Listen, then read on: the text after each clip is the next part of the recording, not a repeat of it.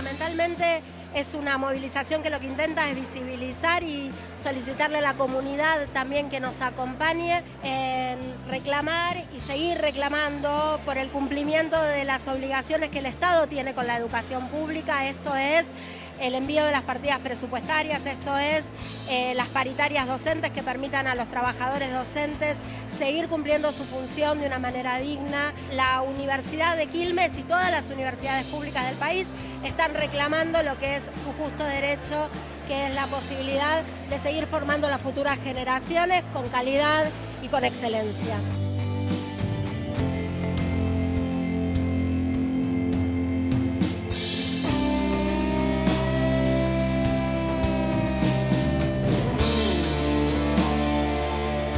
Es un evento muy importante, es un evento organizado por Interclaustro, donde participan los gremios docentes, no docentes, agrupaciones estudiantiles, de graduados, que muestra que la comunidad universitaria de Quilmes está preocupada por la situación de la universidad.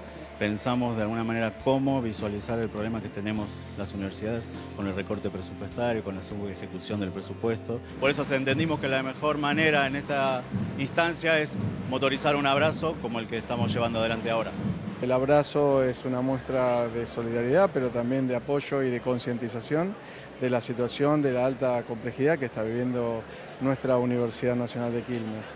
Y también en este sentido estamos muy agradecidos a un importante sector de la población que está acá, que se manifiesta, que ha venido a acompañarnos y por el cual vamos a hacer esta actividad tan importante para todos. Todas las comunidades de las universidades están desarrollando tareas a lo largo y a lo ancho del país, bajo distintas modalidades.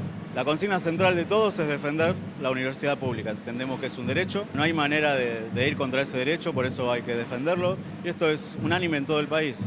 Nosotros obviamente estamos acompañando, hacemos nuestro rol como dirigentes de la universidad, como rector, como autoridades, y la verdad que estamos muy contentos por la cantidad de gente que estamos convocando, que se muestra preocupado por algo que ojalá estuviéramos dedicándonos a otra cosa, ¿no?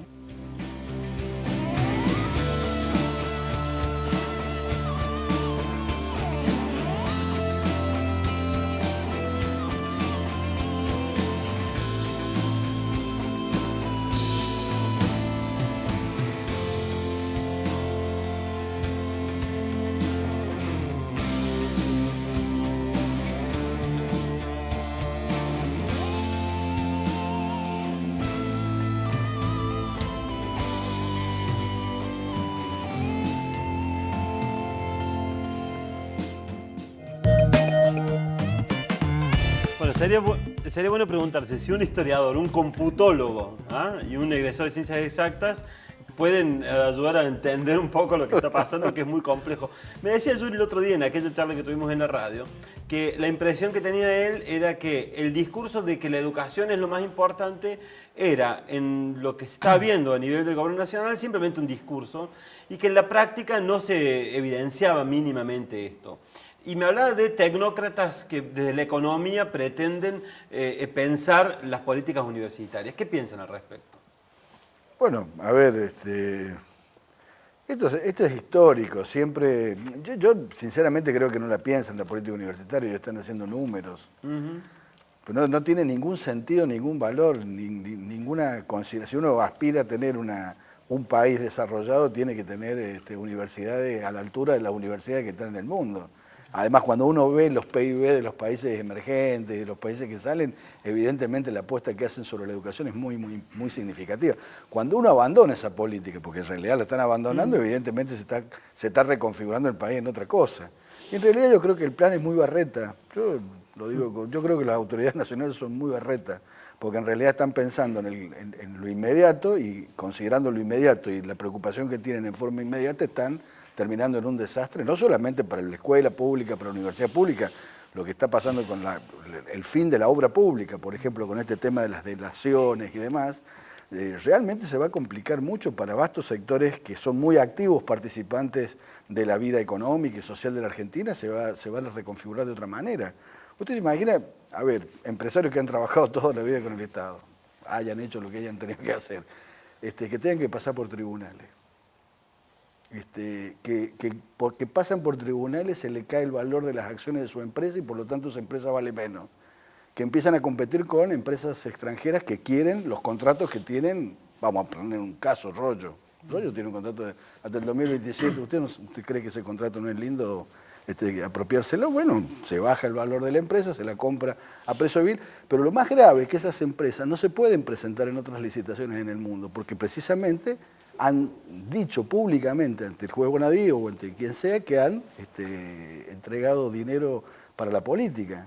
Entonces, mire, ese detalle yo lo marco con mucha claridad porque en el afán de tapar el drama de Vidal, digamos, que fue precisamente el haber puesto los aportantes truchos y demás, están haciendo un desastre muy grande que no solamente está arrasando a la universidad pública en este caso y todo el Estado con el tema de recurrir a los organismos internacionales de crédito del Fondo Monetario, sino que también me parece que muchos actores sociales están pensando, entre ellos el empresariado argentino, si tienen que continuar actuando como están actuando porque no tienen certeza de que algún día terminen presos por precisamente no hacer lo que el poder les manda, ¿no? Javier, siguiendo esta lógica, que uno puede estar de acuerdo o no, pero me parece que es interesante lo que dice Juan en relación a lo que hoy veía en los medios de comunicación en Buenos Aires, ¿no? Una cámara en directo transmitiendo desde el Senado la posibilidad del allanamiento a Cristina Fernández o no, en otro medio, hablando, en un medio opositor al gobierno, hablando todo el tiempo de los aportes de truchos de Vidal. Y acá en Córdoba 100.000 personas y no lo vi en ningún medio de comunicación a nivel nacional. ¿Cómo se va a poder luchar contra eso? ¿Pensás que la manifestación también alcanza para eso? Nada alcanza. Yo creo que lo que es, como decía Juan al principio, una disputa cultural importante. Digo, ¿por qué un país periférico tendría una universidad gratuita y de calidad?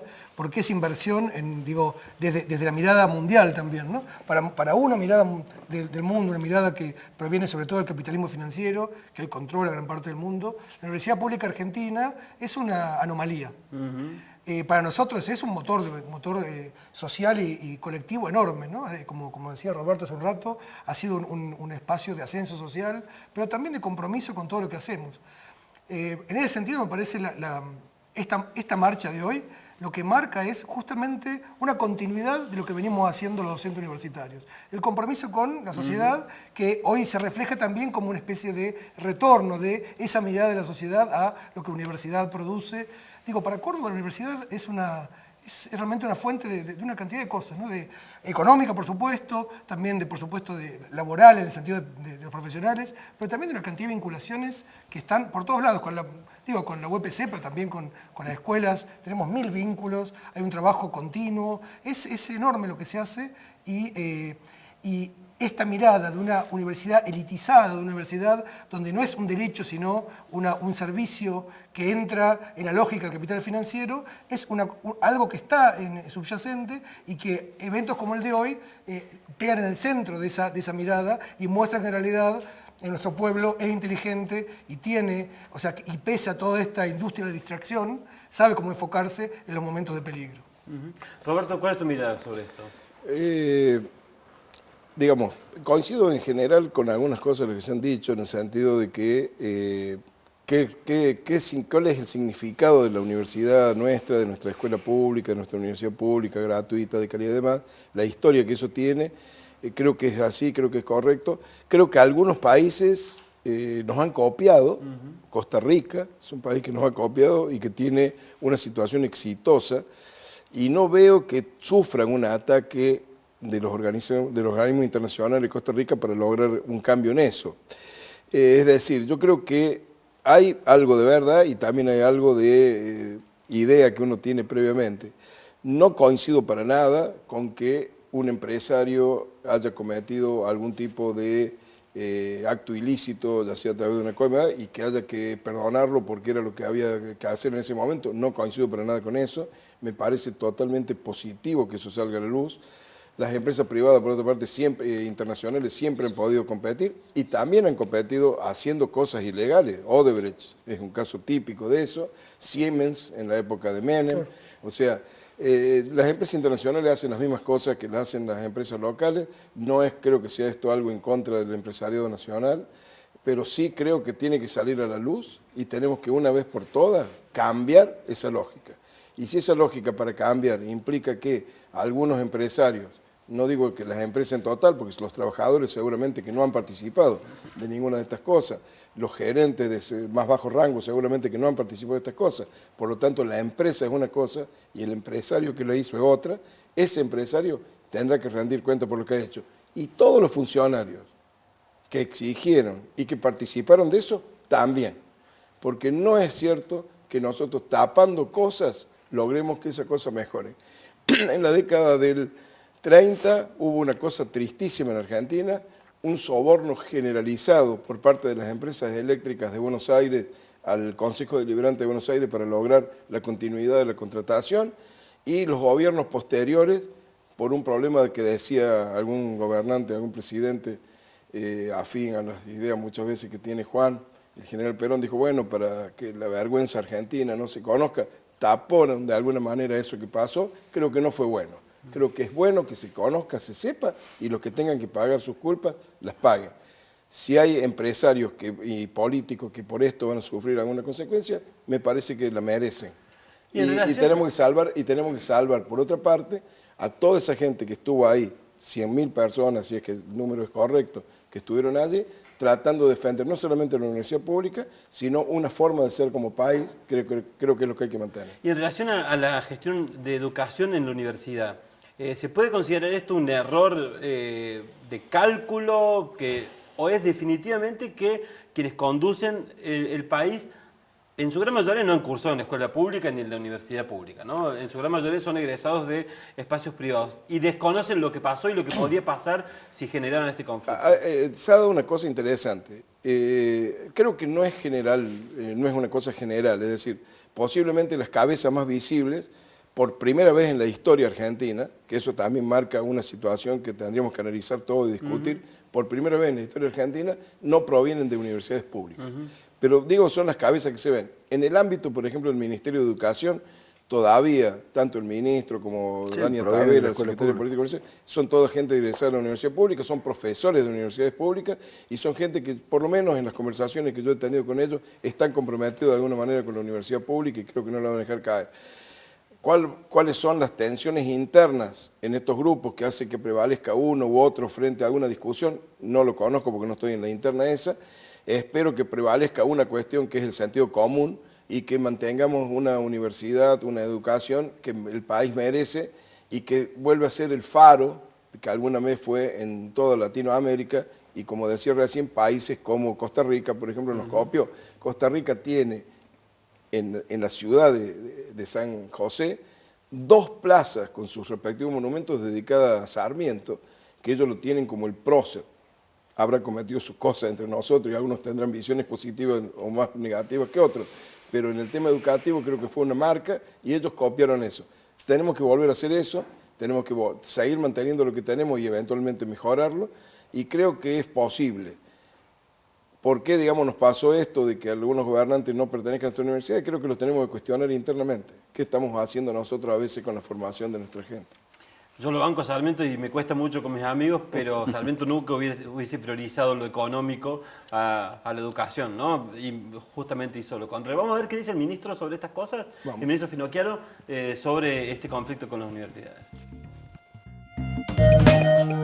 Nosotros vinimos a dar acá un cambio cultural que tiene que ver con valores, y uno de esos cambios es transparentar muchas cosas, ¿sí? Y poner claro sobre oscuro un montón de cosas que estaban confusas y donde en la confusión, ¿sí? Es el lugar donde se mueven los vivos.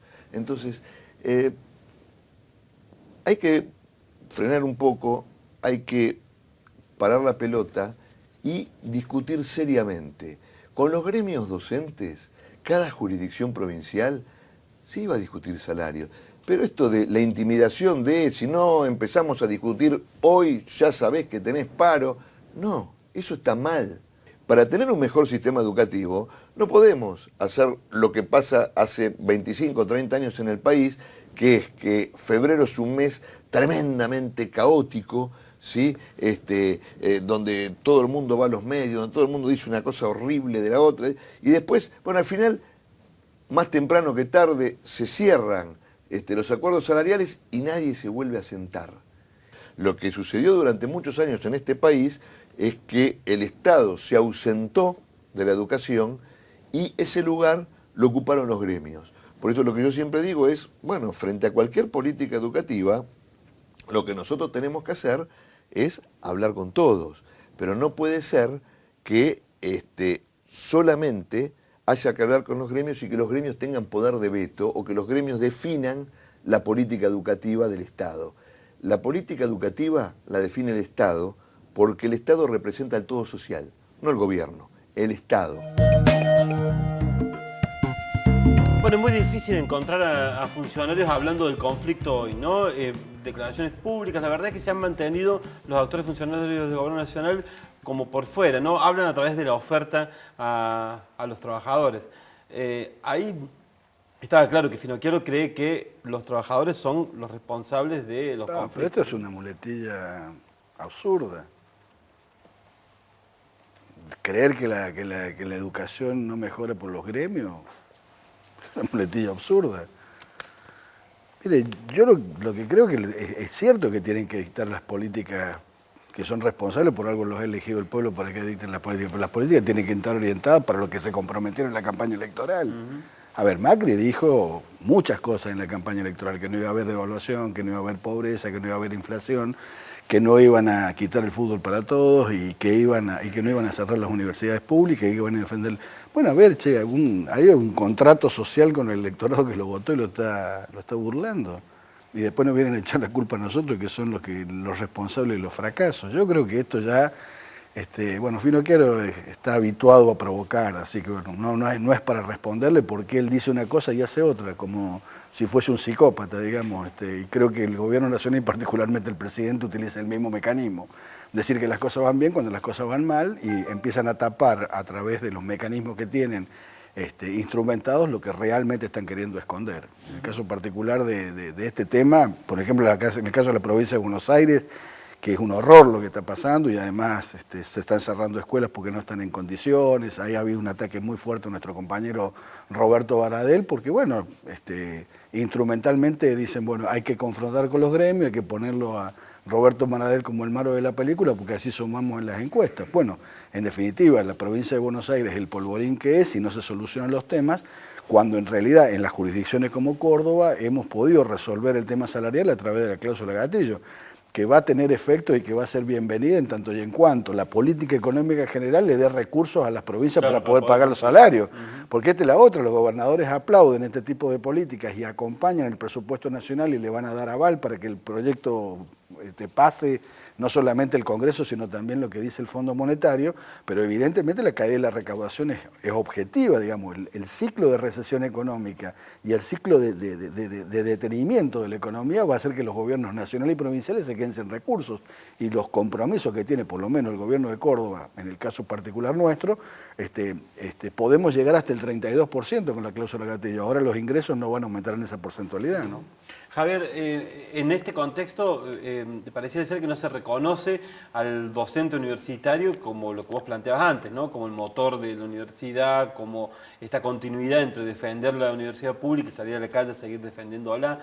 Hay como un divorcio entre el planteo de Finocchiaro y lo que ustedes están planteando. Sí, por empezar, coincido con Juan, el planteo de Finocchiaro es autocontradictorio, es decir, dice una cosa y ha hecho exactamente todo lo contrario. Digo, me parece que ese tipo de un discurso sin referente, sin realidad, ha sido una característica de gran parte de este periodo y en este caso es ese tipo de declaraciones las que son claramente ofensivas, porque está diciendo una cosa, hay que arreglarlo antes y posterga el conflicto por primera vez hasta septiembre y posiblemente más adelante. Y aparte, a conciencia, a propósito, quiero decir, porque podría haber convocado mucho antes a los actores universitarios, a los sindicatos, pero además esa concepción, digamos, de estigmatización de los sindicatos, como si fueran, o sea, es como que buscan el peor sindicalista, ¿no? Lo ponen ahí el peor sindicalista que encuentran, y ese es el ejemplo del sindicalismo. Es algo completamente falso. Los sindicatos trabajamos cotidianamente con todas las docentes. Esta marcha de hoy es consecuencia de un trabajo constante de pasar por cada unidad académica, escuchar, ver cuáles son los problemas, comprometernos con lo que estamos haciendo. Todos somos docentes, o sea, en nuestro sindicato nadie deja de dar clase. Yo doy clase el primer cuatrimestre, doble carga docente. Ahora justo en el segundo cuatrimestre no doy clase porque junté todo en el primero, pero damos clases, estamos con los alumnos y vemos las diferencias de cultura académica y culturas políticas de cada facultad. Se construye el día a día, ¿no? Somos parte de una comunidad reflexiva, comprometida. No, esos son los sindicatos, o sea, no es una especie de entelequia externa y extraña a la propia práctica de la docencia, de la investigación, de la extensión de la universidad. Mira, a mí me toca participar de la paritaria docente local. Sí, nos vemos en el gremio, nos vemos jamás. O sea, eso era la razón que te trataba de la patronal cuando entramos y que dijo que te sentaste ahí solo por la patronal. Me pusieron acá, me castigaron. No, yo lo que quiero decir, jamás hemos tenido un planteo por parte de los gremios. Y tengo que decir que también los no docentes, tanto docentes como no docentes, jamás hemos tenido un planteo gremial que haya sido un disparate o que haya sido una actitud tratando de boicotear algo, al contrario. Siempre han sido muy, digamos, para acompañar, digamos, las medidas, siempre se ha discutido todas las cosas, cómo se iban a hacer, incluso ellos podrían haber tomado posiciones mucho más principistas, a lo mejor en defensa del trabajador y demás, pero fueron conscientes de las realidades económicas y de vinculación que tenía la universidad y hemos siempre llegado a un acuerdo. Yo no he tenido jamás una discusión, creo que lo puede decir tranquilamente Javier, una discusión digamos, que no se haya podido concluir algo. Para nada los gremios han sido un conflicto dentro de la universidad, para nada, y como decía antes, tanto el gremio no docente como el docente, y si lo vemos de esa manera, el gremio estudiantil con la Federación Universitaria, siempre han trabajado codo a codo con las autoridades, tratando de encontrar soluciones ante que problemas y demás. Posiblemente no nos ha tocado la discusión salarial, que a lo mejor a Juan le ha tocado con el gobierno provincial. No pasa por las universidades eso, porque justamente no manejamos esa parte del presupuesto. Pero en todo lo demás, que creo que es tan importante como la parte salarial, hemos tenido un acompañamiento de los gremios y creo que ellos también de alguna manera se han sentido acompañados. La marcha de hoy, donde la patronal bueno, salió uno imagina junto, que no hubieran marchado juntos si no hubiera existido esa exactamente, relación, ¿no? Yo creo que ha sido muy positivo, no coincido para nada con las opiniones de los gremios, creo que los gremios hacen falta y han trabajado sobre los gremios, perdón, no, si no, vamos a un corte más y ya seguimos con la última parte de la charla en debate. Vamos a ver qué